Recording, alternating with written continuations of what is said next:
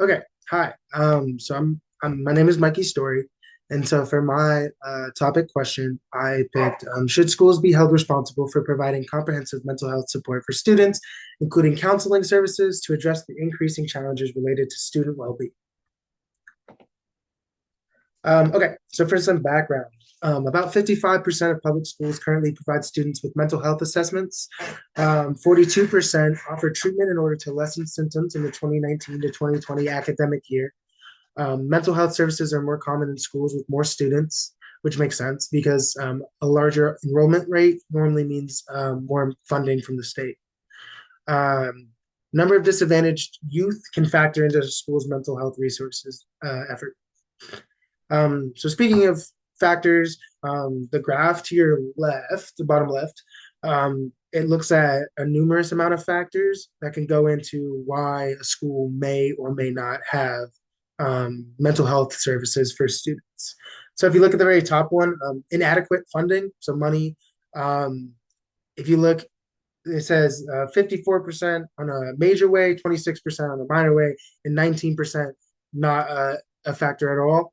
So it's going to be a larger factor, more so than if you look down at lack of community support. The highest goes to it's in the 60s, right? Whereas it's not that huge of a factor when it comes to mental health services. And all this information can be found on pewresearch.org. Okay, so the first viewpoint that I wanted to talk about was why should schools provide these services? So parents may not be able to understand what their child is going through, so therefore having them, leaving them in this kind of empty space where they're not able to help their child, which is a really important reason as to why why schools should provide them. Students with mental health issues are more likely to lash out in school, causing suspension or any other type of consequence. Um, Students with mental health concerns also tend to miss more days just in general, outside of some type of punishment. They might just not want to go. And then about 75% of US parents stated that their child would benefit from mental health services in a 2022 poll. So, kind of just building off of that, untreated mental health conditions can greatly impact a student's education and their ability to learn. So, outside of, like I said, just missing days, even when they're in school, um, they're it's harder for them to it could be harder for them to process information um, while they're in school. Having these resources in school make it more convenient for families due to the fact that their students are going to be there anyway. So like it says, students are going to be there, right? And so for a lot of these families, potential reason that they're not getting their child the help or whatever is because like they have a very hectic schedule. So if these resources are at school, they don't have to drive any other type of distance because they're already going to be there. And then early treatments can help support a child's social and academic well-being. And many adults have stated that they wish that they had received help with their mental health conditions sooner.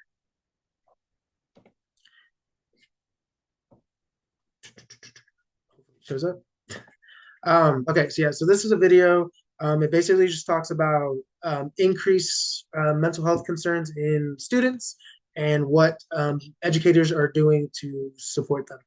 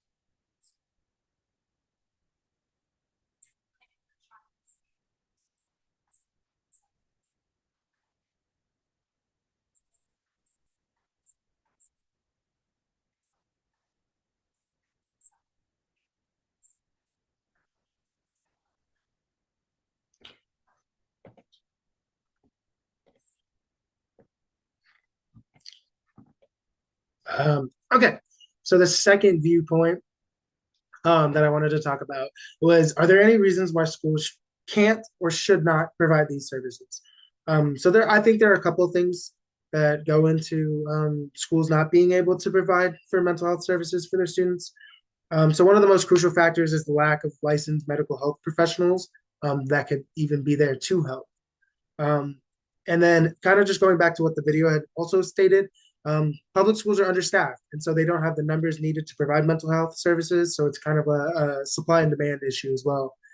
And also going back to the graph from the second slide, the biggest roadblock is always going to be funding. A school's money, income is always going to affect whether or not they're able to provide extra services outside of the ones that in the curriculum and other things.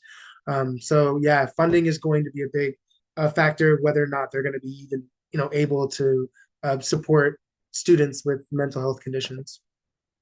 And then these are my reference pages. Yeah, so thank you.